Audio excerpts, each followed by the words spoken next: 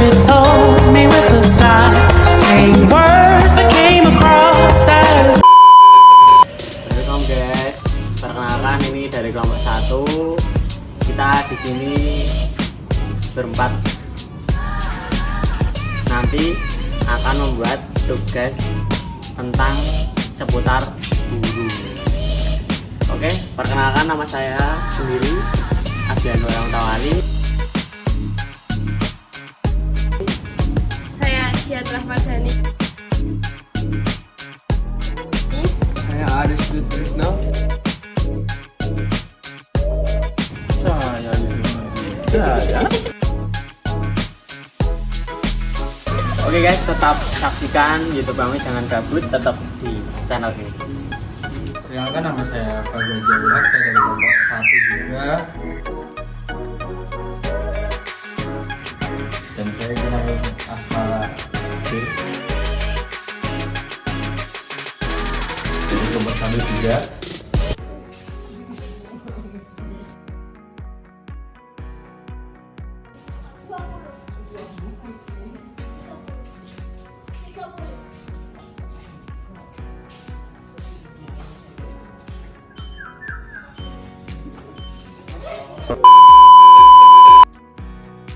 Dengan Mas siapa?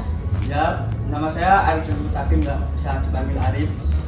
Sekarang itu kesibukannya Mas Arif apa ya? Selain mengurus burung ini. Ya, sekarang udah jadi mahasiswa UMK nggak? Selanjutnya alamat rumahnya di mana ya Mas? Ini di Tegal Gede. Terus Karanganyar. Kenapa Mas Arif memilih burung ini? Sejak kapan Mas Arif suka dengan burung-burung seperti ini? Sebelumnya itu saya lihat om saya sama kakak saya itu main burung. Sebenarnya itu saya nggak tahu kalau main burung tuh ada lombanya maupun kayak event-event gitu mbak. Terus diajak ke event-eventnya. Ternyata tuh hadiahnya juga lumayan asik juga. Terus semenjak itu jadi tertarik lah sama burung-burung. Namanya kicau mania. Jenis apa aja yang dipelihara sama Mas Arif? Ini ada murai, terus sama ada pentet, tak hijau, terus di situ ada kenari juga. Terus ini yang lagi mandi ada kapas tembak.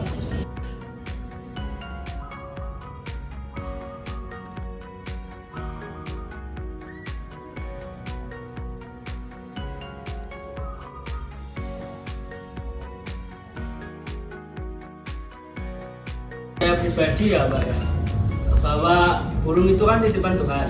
Ya. Jadi ya harus dijaga.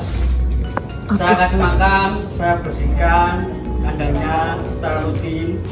Dan sebelum lomba itu saya doakan dulu supaya burungnya itu sehat dan fit. Dan kalau lomba itu biar ekstra gitu Mbak. Dan intinya rezeki datangnya dari Tuhan. Jika kita harus syukuri Mbak. Bagaimana Mas Arif menerapkan burung-burung ini? Memperlakukan bagaimana pemeliharaannya? Ya seperti tadi Mbak, dikasih makan, dimandiin segitu-itu. Biasanya berapa kali pemandiannya? Tergantung kondisi burungnya Mbak.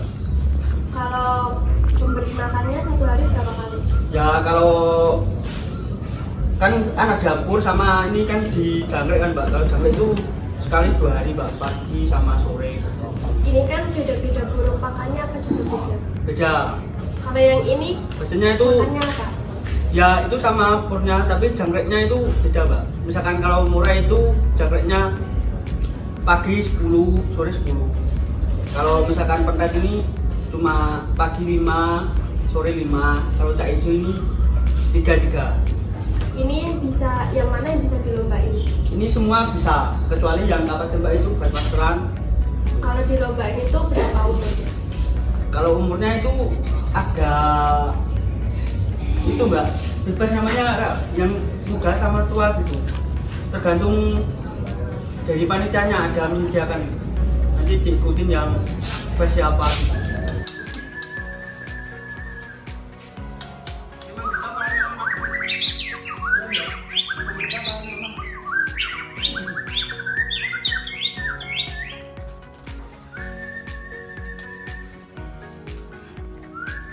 apakah ada perlakuan khusus agar burung tidak disiksa atau dipaksa saat lomba?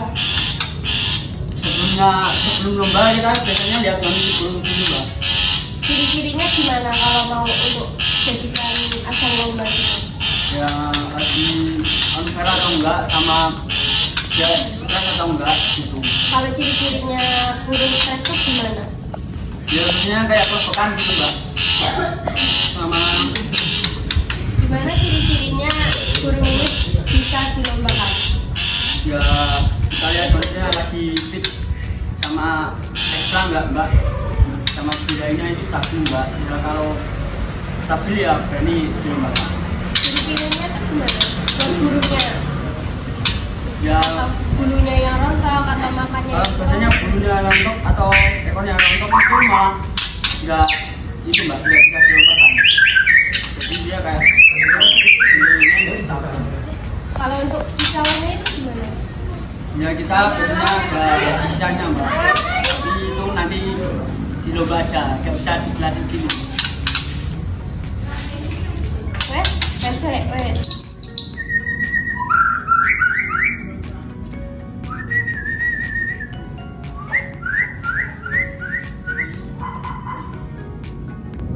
Selamat sore Mas. Sore. Ya, ini kan ternaknya burung ya Mas ya. Ini apakah di burung kayak pentet, terus ini apa Mas? Murai, terus cucak hijau itu kendalanya apa? Apakah ada perbedaan atau hanya sama kendalanya? Mungkin itu apa kesehatannya? Ya kalau burung kicau ini biasanya buat itu sih Mas. Ya mempelajari birahinya. Oke Mas, ini kan ada burung murai, burung pentet, burung cucak hijau. Itu apakah ada faktor pemeliharaan yang susah atau gimana?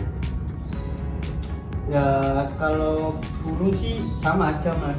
Tapi biasanya beda tipe itu beda stresnya, beda itulah namanya mood kan beda-beda. Betul. Terus ini kan di bulan-bulan ini sering terjadi hujan, terus panas tiba-tiba, terus hujan disertai panas, ya itu apakah ngaruh ke performa burung untuk kicauannya ini Mas? Kalau itu sih enggak nih Mas. Kalau itu sih enggak nih Mas. Enggak ngaruh lah. Kan saya pernah lihat ya Mas, sekilas itu ada burung yang digerodong, ada burung yang tidak digerodong. Itu pengertian digerodong itu kenapa tuh Mas? Maksudnya dengan alasan apa kok burung itu harus digerodong kayak gitu? Itu jadi di karakter burung Mas. Misalkan burung kan ada yang takut sama orang apa gimana, itu juga menjaga dia apa namanya itu suaranya juga biar nggak ikut-ikutan gitu.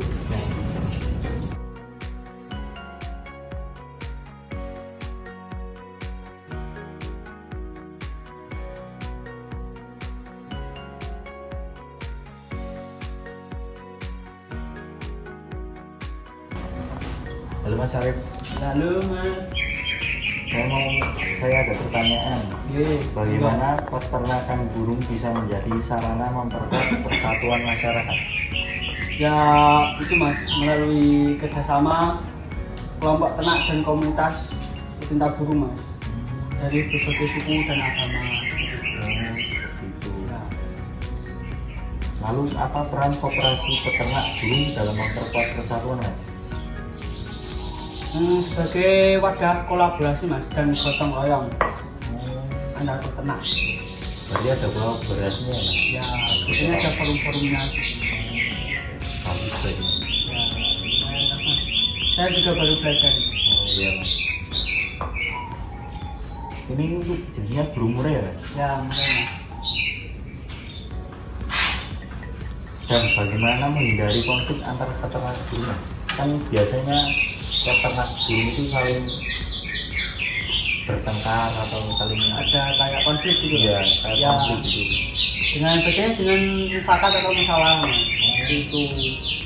Jadi misalkan itu kan mencari apa penyesuaian. Maksudnya, Ya biasanya dan saling menghargai lah, sama peternak, sama-sama usaha lah.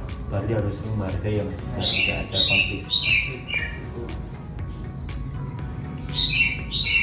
Lalu Mas, bagaimana penerapan nilai toleransi dalam komunitas peternak burung? Ya dengan menghargai perbedaan mas, perbedaan cara peternak, kepercayaan, maupun budaya mas. Ya kurang lebih seperti itu. Soalnya kan di Indonesia juga banyak suku ras dan agama ya. Ya beda-beda. Toleransi gitu. Toleransi ya benar.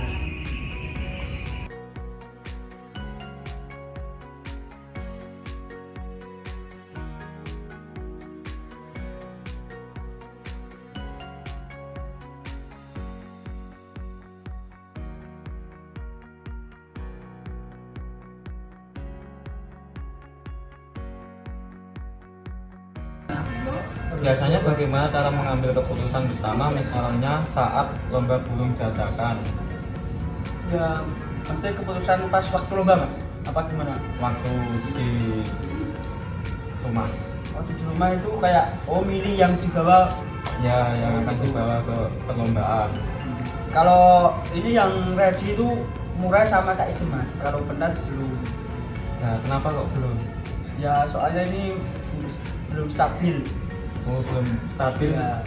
Maksudnya stabil itu gimana? Nah ini saya akan bertanya mas, bagaimana cara melibatkan masyarakat dalam mengambil keputusan peternakan dari secara besar? Ya sebenarnya melakukan salah dan lembaga mungkin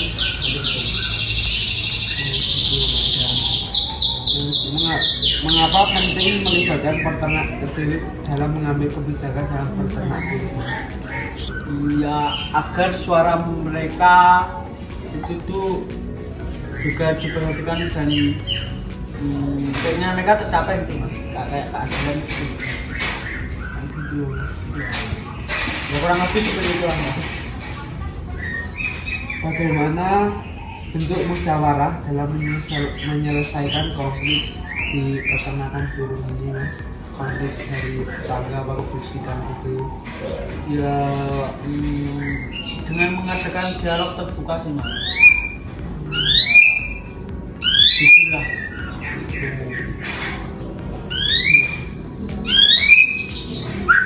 Yang selanjutnya mas, bagaimana cara memilih pemimpin kelompok peternak secara demokratis? Ya seperti hak lainnya ya mas, dengan memilih pemilihannya itu yang secara jujur dan melibatkan seluruh anggota kelompok. Jadi semua itu bisa satu ya mas? Ya semuanya terlibat lah ya, gitu. Dan mengetahui. Ya mas. Apakah Mas Arif terlibat dalam forum-forum antar peternak burung lain? Kalau itu belum mas, soalnya saya itu mainan burung itu belum cukup lama. Kalau itu belum. Misalkan nanti ya bisa sih belajar kalau itu mau ada tertarik. Oh, berarti masih sendiri ya? Ya Ini ini ya ini juga jadi kayak hobi lah mas. hobi untuk Ya. Gabut ya. Gabut-gabutan aja ya? Ya, anak muda biasa. Ya, anak muda sekarang kayak gitu ya? Ya Alhamdulillah ya. ini kan termasuk hal positif kan mas ya. Nggak apa-apa.